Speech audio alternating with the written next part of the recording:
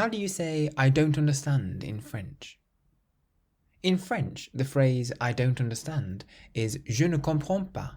Je ne comprends pas. For example, Désolé, je ne comprends pas ce que vous dites.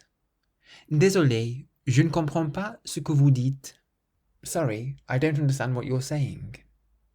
Je ne comprends pas du tout la musique classique. Je ne comprends pas du tout la musique classique. I don't understand classical music at all. So, I don't understand in French is je ne comprends pas. If you want to learn to speak French, you can get my course 3-Minute French by going to www.3minlanguages.com. And if you use the code WELCOME on checkout, you can get a discount. Rooted in meaning. Comprendre comes from the Latin word comprehendere, meaning to grasp or to seize. So, je ne comprends pas literally means I don't grasp it. And you'll notice that in French there's another verb, prendre, which means to take or to grasp something. And so those words have the same origins.